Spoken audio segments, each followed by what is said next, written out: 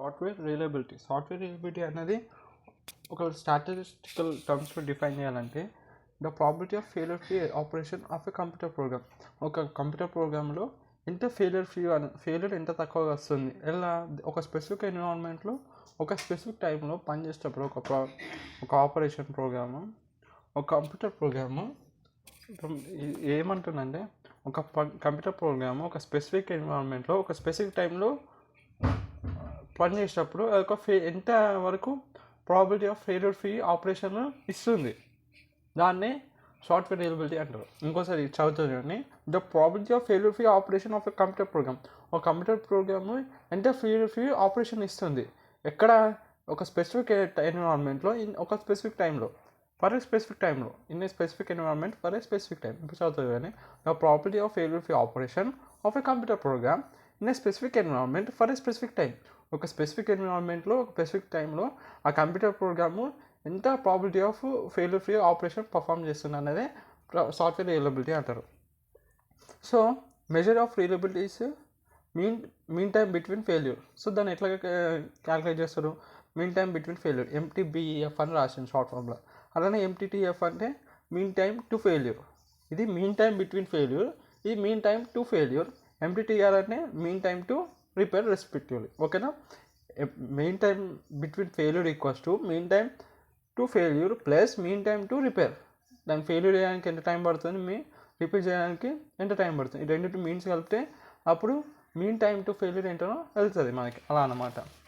ఇప్పుడు software availability అంటే ఏంటి? సాఫ్ట్వేర్ అవైలబిలిటీ అనేది ఒక ప్రాబిలిటీ. సాఫ్ట్వేర్ అవైలబిలిటీ అనేది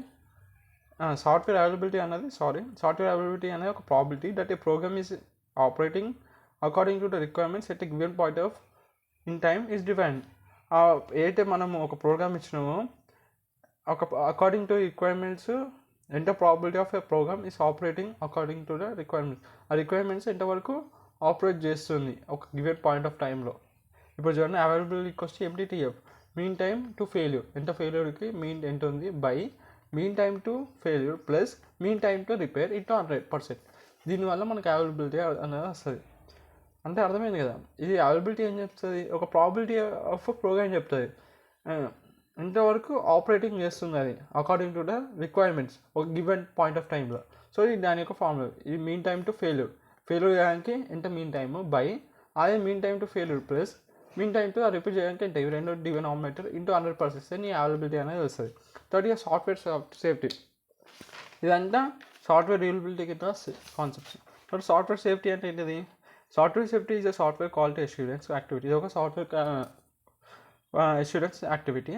ఏం ఫోకస్ చేస్తుంది mainly on identification and assessment of potential hazards అంటే ఏంటి అంటే potential condition or situation within a system that ఒక సిస్టమ్ లోపల ఒక పొటెన్షియల్ కండిషన్ ఆ సిచ్యువేషన్ ఏం చేస్తుంది, ఒకవేళ అజర్ట్స్ అనేది ట్రిగర్ అయినాకో ఈ లీడ్ టు హార్మ్ఫుల్ అండ్ అన్డిజరబుల్ అవుతుంది. ఒకవేళ అర్థమైంది కదా, ఈ అజర్ట్స్ ట్రిగర్ అయినాకో మనకి ఒక హార్మ్ఫుల్ కానీ అన్డిజరబుల్ కానీ అవుట్పుట్ అనేది సరిగ్గా రాదు, కావాల్సిన అవుట్పుట్ రాదు, లేకపోతే హార్మ్ఫుల్ అవుట్పుట్స్ వస్తుంది. దాన్ని అజర్ట్స్ అంటారు. సో ఇది ఏం చేస్తుంది, ఆ అజర్ట్స్ అంటే ఏవైతే ఎర్రర్ని హార్మ్ఫుల్ ఎర్రర్స్ రైజ్ చేస్తున్నాయో వాటిని ఐడెంటిఫై చేసి assignment focus identifying and assignment of potential hazard that may affect software negatively and cause the entire system to fail.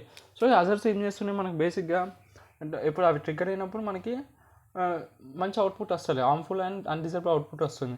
So ఇది ఏం చేస్తుంది సాఫ్ట్వేర్ సేఫ్టీ, వాటిని ఐడెంటిఫై చేసి అవి ఇప్పుడు దీనివల్ల ఏమైపోతుంది సాఫ్ట్వేర్ అనేది నెగిటివ్గా ఇంపాక్ట్ అవుతుంది. దానివల్ల ఏమవుతుంది మొత్తం సిస్టమ్ అంటే ఫెయిల్ అవుతుంది.